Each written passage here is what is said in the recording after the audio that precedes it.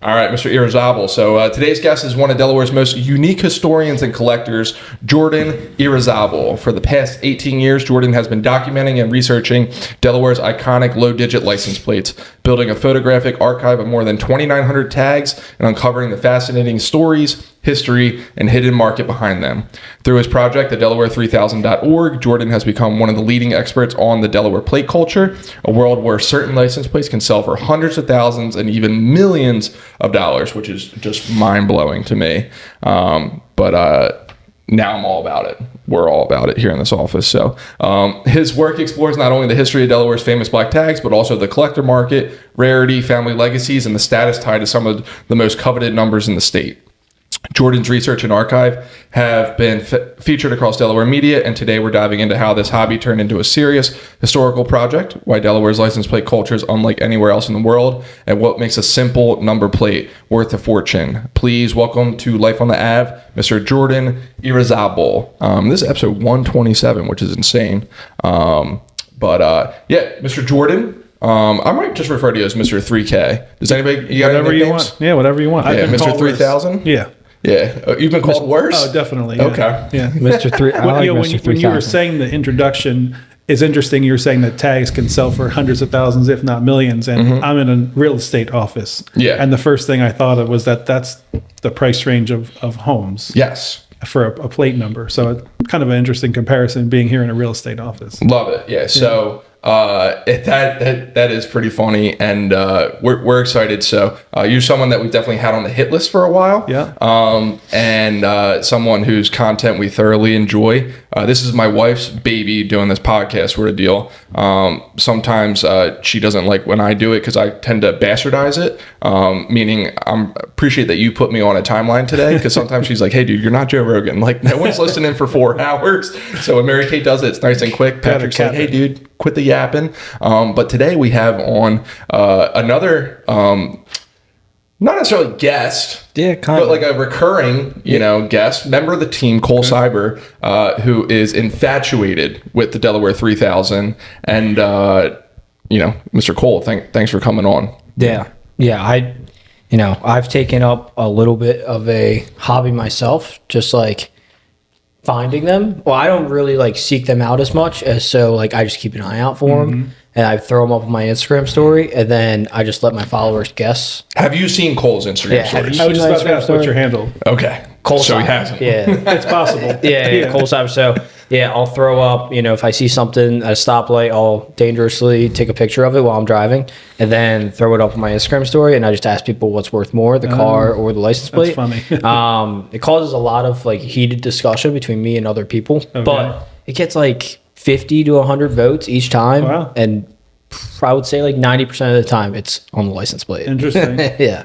Yeah, I mean, there are a lot of opinions out there on value. I mean, I typically go with what's been sold lately and kind of go off those, because if you see I have number 7653 or whatever, well, we can go back to auction prices in the last 3, 6, 9, 12 months and say, okay, numbers around this have sold for this, so it's a reasonable expectation that you're going to get X for it. Yeah. So, but people think that it's worth a lot less, a lot more, and they just don't really have, they're not tapped into what actually is selling. Right. Which is probably the same with real estate. Sounds like a real estate office is what I was getting ready to say. Not necessarily tapped in. What do you mean you're going to pay asking price? You always offer 10% below. I'm like, Dad, when's the last time you bought a house? Right. 1987. I'm like, okay, no, it's true. different now, sir. And it's easier to have a plate number for a long time in multiple generations than it is to have a house sometimes. Right. Because times change, people move, blah, blah, blah, but you can have a plate as long as you live in Delaware. It's just there. So I think the longer that someone holds on to something, of course, that's just like houses, just like cars, they think that it might be worth a lot more because it's theirs, and that's okay. But if they took it to auction, they might get a different result. Yeah. Yeah, and you get single digits, double digits, these, call it a 28 or an 8 that are on Toyota 4Runners from 2005. And then you have, a 2, a 4, a 6 that's on a brand new Mercedes. So it's a big difference. Yeah. What's worth more is the $1 million question in my eyes. But when I first met the guy who had number 7, he just passed away maybe a year or two ago. He owns a couple of motels. He owned a couple of motels. And when I met him, his number 7 tag, which he was probably maybe 80 at the time, he had the tag for maybe 60, 65 years at that point, and that another 10 years have passed since then. Right. He had that on a 1988 Cadillac. Yeah. So just like a normal old Cadillac with plate number 7. That's awesome. And he didn't pay anything crazy. for it, which is even cooler. That is cool. Yeah. So hopping into it. So people like you, I'll say, are a rare breed. And when I say rare breed, I mean like a historian. So it's 100% necessary. I worked as a caddy at a golf club that had a history archive. And one of like the biggest things that we try to do with our podcast, with our Instagram and everything like that is, hey, I'm trying to document my life, just through this like digital archive of, so my kids can look back and say, hey, what were mom and dad doing in 2026? Like what do they have going on? So, first of all, are there any other like black tag historians? I know you have a handful of super fans, us two included, but anybody else who has, as much of a obsession, hobbyist view of this in the state that you are aware of? Yeah, I can think of a couple people. Okay. My personality is such that if I'm going to do something, I like to take ownership of it, and that's what created There was a blog at first. Don't ask me what the address is because it's embarrassing. Like sayingit.com or something. Something like that. And then it became, or the photo album, then the blog, and then the Facebook page, then the website. And it just kind of, I want to make it something. If I'm going to do something, I'm going to do it to the fullest that I can. Yep. There are a lot of people that are very into it. They may not be as motivated to make a website or whatever, but there are all kinds of people that are into it. Some focus on like the low number market. Some say, okay, there's 5 different looking plates from the 50s and 60s, and they're like, oh, well, this has a smaller font, or this has the bolt holes are different. They're good at that stuff. So there's all kinds of experts and people that are interested in all parts of the hobby. Yeah. So can you educate us? So like I said, I'm from Delaware County, and imitation is the highest form of flattery. So I started posting this like when I moved to Delaware. Cole and I have basically spent every day since November 2020 together. He's like a little brother to me. And this is unfortunately the monster I created. He texted me this morning and said, I can't believe how much I sound like you when I talk to clients and stuff. So that's a true story, actually. It's a good thing. And so I was like, hey, do you got to get more interaction on your Instagram and get people like, to create conversation, which is how I was using it, because it blows the mind of people. I'm from 15 minutes just right over the state line. And it's a completely different world where they're like, there's no way that license plate is worth more than that. I'm like, dude, it is. Idea. So what is the history of the black tag?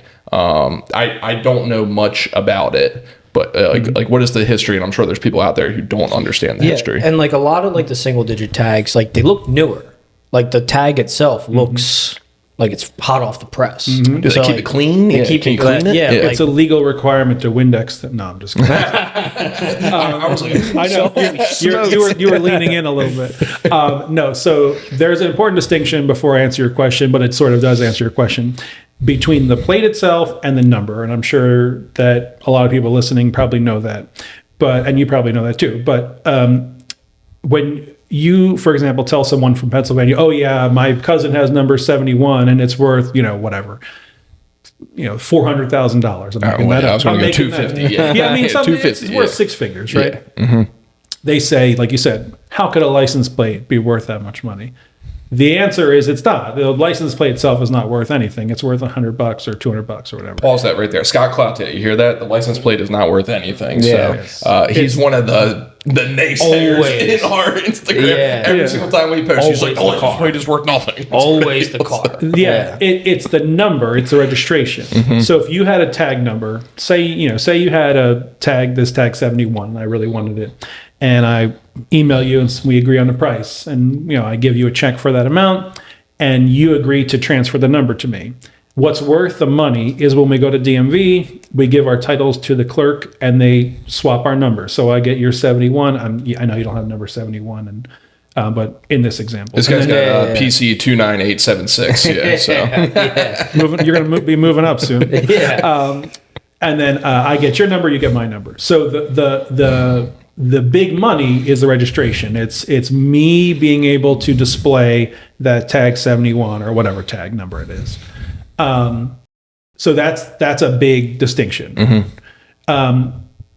I was born in 1985, so I don't have like the long history of knowing, like being there in the trenches with this kind of stuff. Moreover, I moved here in 2001. I'm from Jersey. Don't hold that against me, please. All good. And I really didn't get into plates until like 2007. So we're talking under 20 years, almost 20 years.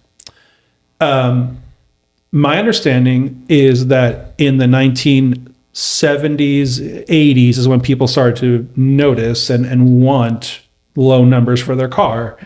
And somehow there was a market that began to be established. So for example, if someone wanted like number 307 or whatever, and their friend had it, then you say, hey, I really like your plate number. I'll give you some money for the trouble of transferring. And then value started to be assigned to these plates, and then they started going to auction little by little.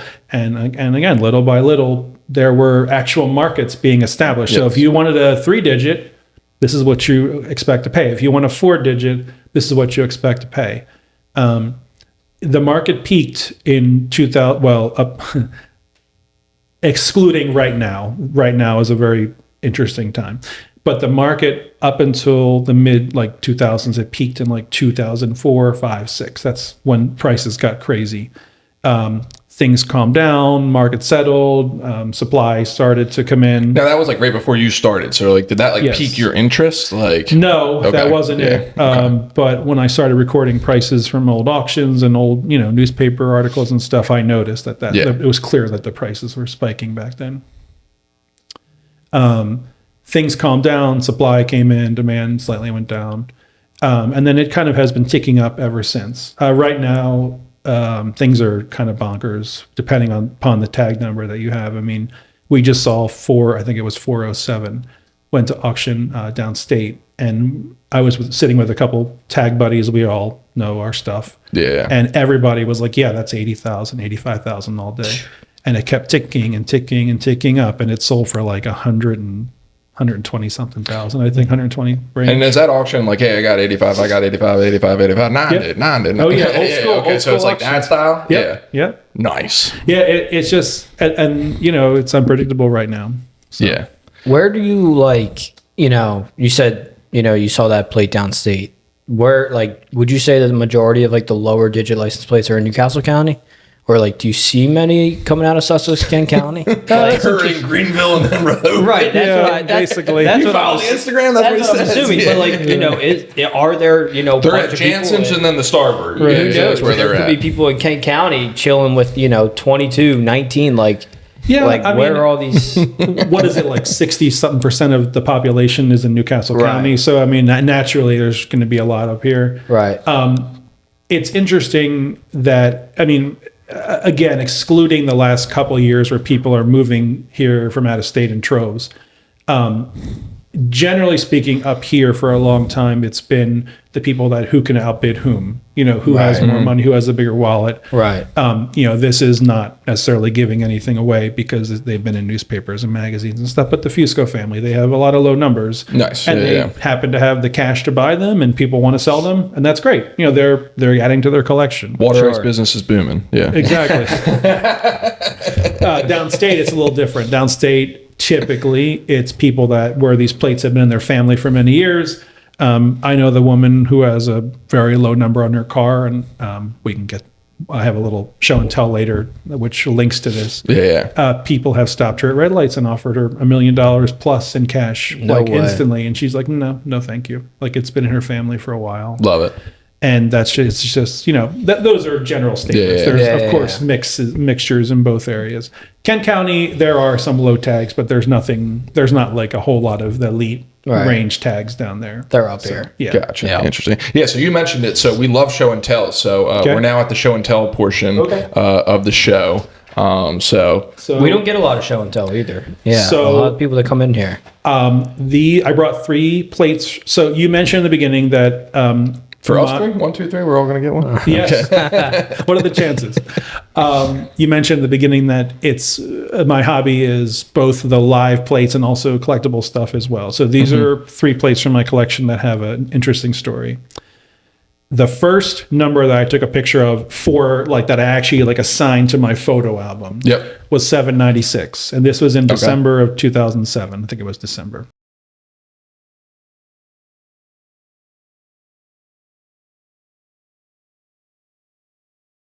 X796, we were stopped at a red light, pulled out probably my BlackBerry. Maybe it was the first iPhone, whatever Did you it have was. a BlackBerry? No. I loved my BlackBerry. I was still on a flip phone in the BlackBerry I era. love my BlackBerry. Yeah. I pulled BBM, out- baby. BBM. That's right. Yep. It was popular for like 6 months or a year. I pulled out the phone, took a picture, and that was it. And cool. Yep. So, then I started noticing more, blah, blah, blah. So anyway, about 10 years ago, someone contacted me on my license plate page and they said, hey, I had this old plate. I found it in the 1970s in a field like near my house. And, can you tell me what it's worth? So I said, sure, send me a picture. So he sent me a picture. It was plate 796. It has a special place in my heart from, that's basically the start of my project. Yeah. And he showed me a picture. It was an original porcelain, not from the 1940s plate. And he said, how much is it worth? I said, it's probably worth in that condition, $100, $150, whatever. So he's like, okay, thank you. And I said, if you ever want to sell it, let me know. I'd love to buy it from you. So 5 years ago, he messaged me and he said, I'm ready to sell my plate. It's just the plate. It's not for my car. It's just the plate that he found out in the woods. And I said, great, tell me what you want for it. He said, just give me $100. I said, okay. So let's meet at the Lantana Wisfis. It was close to both of us. And we got there. We were parked next to each other. And he handed me the plate and he said, I don't want any money for it. He's like, I want you to have it.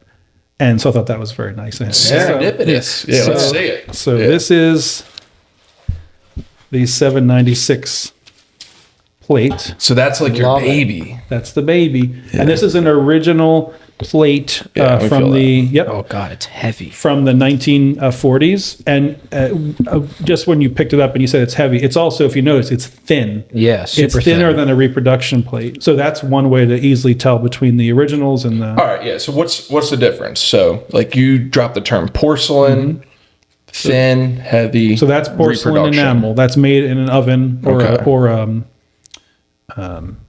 what do you call them? Kiln. Yeah.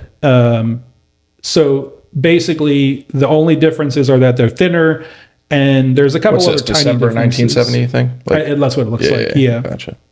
I thought I was going to say cemetery for a second. Yeah. I was like, no.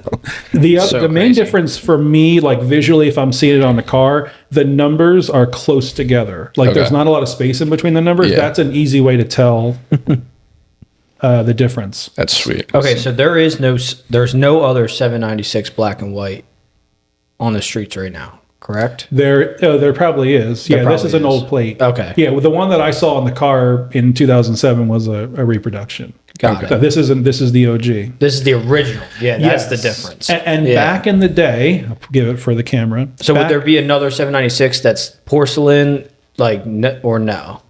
Like that's also porcelain. That's also So back in the early so black and white porcelain plates started on July 1st of 1941. In March of 43, so not quite 2 years later, they were issuing front and back plates back then. They stopped issuing front plates because of the war. They were conserving steel, blah, blah, Yep. blah.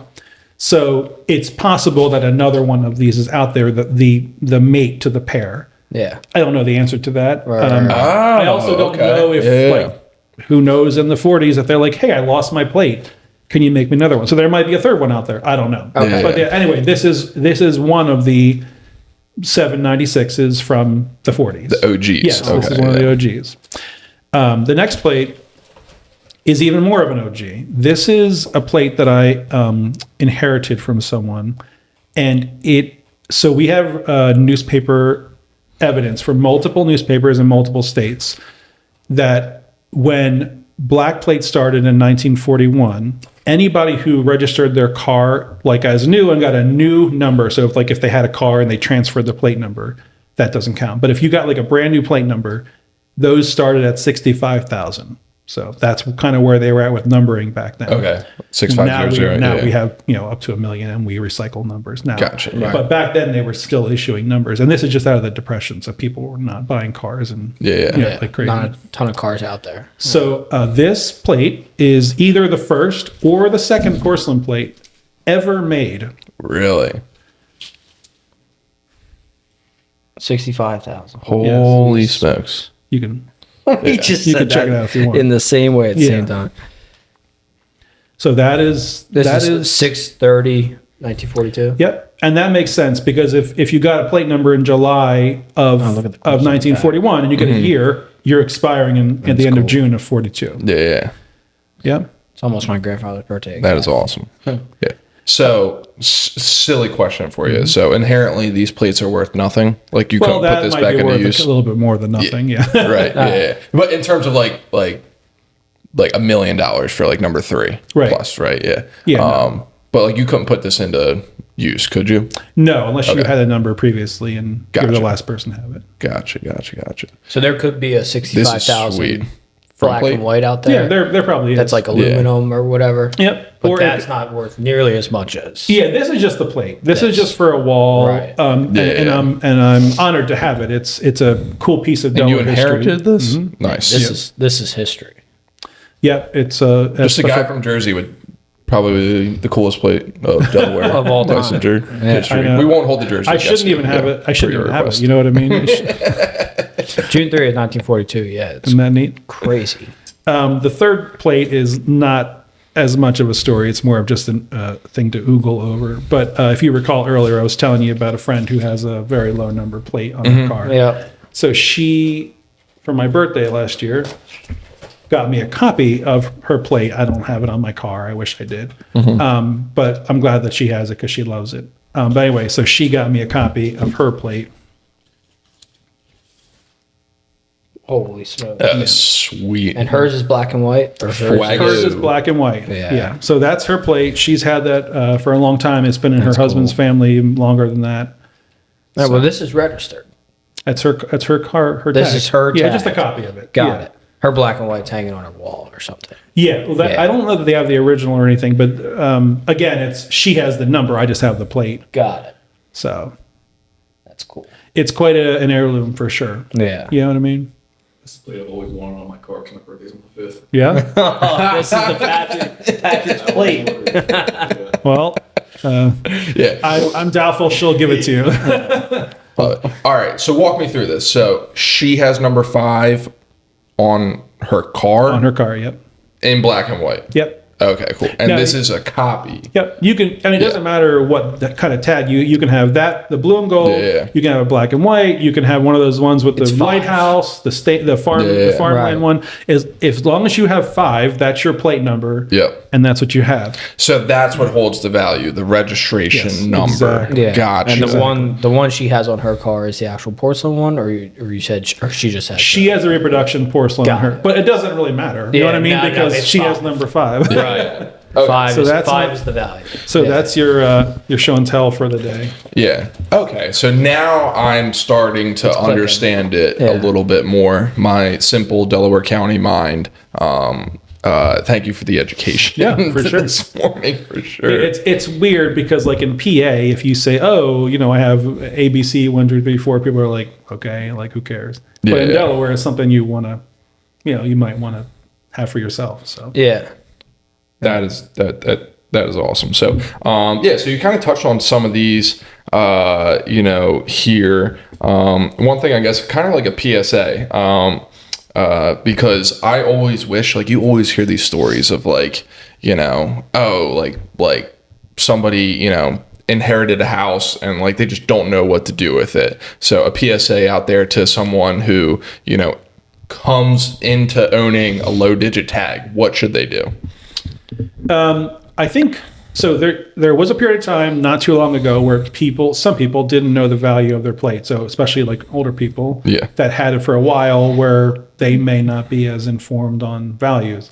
I think those days are over. I think most, if not all, people that have a low number know that it's worth something. And if they know that, they hopefully will consult with someone like me or one of the other people that know stuff about plates. as to the value. Yeah. I don't think as many people get taken advantage of in that way anymore. But yeah, I think most people know that it's worth something. Good. And it's worth going to someone to ask, what it might be worth. Good. That's awesome. In terms of this, so it sounds like there's a community out there. I saw you advertising a Hokessen plate meetup.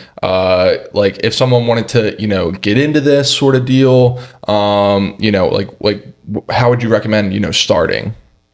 So the Hokessen, First, follow the Delaware 3000 on Instagram. Always. Always. Yep. The TheDelaware3000 on Instagram, and then Facebook is the Delaware3000. Yep. I just crossed 10,000 followers. That was kind of cool. Shout I know, out. right? I know, Yeah. right? It's amazing. I know. Yes. The Hokessen plate meet was a success. That was the first year of us doing it in Newcastle County. I usually have one down Medding Seafood on Route 1 in Milford. Okay. And Yeah. he's been a partner for, I think, four years now. And that's kind of a regular thing. The Hokessen, this was like the inaugural one. It was a lot of people that I didn't expect to come such a long distance. We had people from New York, like upstate New York come. It was great. That's for like collector plates. Yeah. I actually did think about having like a booth of like people that could sell their active plates. I don't know if there's probably like rules around that. Like you can't have like certain kinds of commerce. Or like you need like a license to, I don't know what it is. Are there licensed police out there? I'm sure they are, right? The DMV, the state troopers. There's police for everything, apparently. So but that's a really great way to get into the hobby, because as you're flipping through people's bins and see what they have for sale, it starts conversations like, oh, like I've never seen this type before, and then someone like chime in and be like, oh yeah, and the 19 whatever. Yep. So it just kind of starts to build community. The people that come to those meets are kind of regular attenders, and they get to know each other, networking, et cetera, et cetera. So it's a good introduction to the hobby. And just like anything else, you kind of start learning more things and getting to meet more people. And it's just a great community in Delaware that we have around plates. Sweet. I love it. So getting close to the end here. Anything else you want to tell the people watching, listening? No, nothing specific. It's a great storied hobby in Delaware. Follow my page if you want to learn more about it. There's other pages out there too. If you have questions, obviously contact me. I'm happy to share anybody's content. I'm pretty easygoing with that kind of stuff. So I really appreciate you having me on. I'm going to start tagging the Delaware 3000 in all my stories, and Yeah, you can tell me the truth of what's worth more, All the right. car. If you need me to like lay the smack on anybody, just let me know. Oh, I'm plenty of those people too. My favorite thing is just like how like we talk about it here all the time. KISS, keep it simple, stupid. It's like picture the plate. When someone submits it, you say shout out Cole C for the submission. Yep. And like just keeping that simple and the consistency. Like I know, like all right, cool. Like that's what I like. So maybe a little bit rapid fire. We're coming up right here on the end. But if I was a black tag, where's the best spot in the state of Delaware to spot a black tag in your opinion? Greenville. Quick. Jansen's right there. There's no hesitation. I was telling someone the other day, we were actually going to Pizza by Elizabeth's, and I said to them, I have literally been in this parking lot like over 1,000 times, like easily over 1,000 times. So awesome. Well, hey everybody, thanks for tuning in today. That was a fantastic episode of Life on the Ave. Thank you, Mr. Jordan, for coming in, and be sure to follow the Delaware 3000 and Trolley Trends and Elliott Ave Media and the Garmin Group on Instagram. Thank you.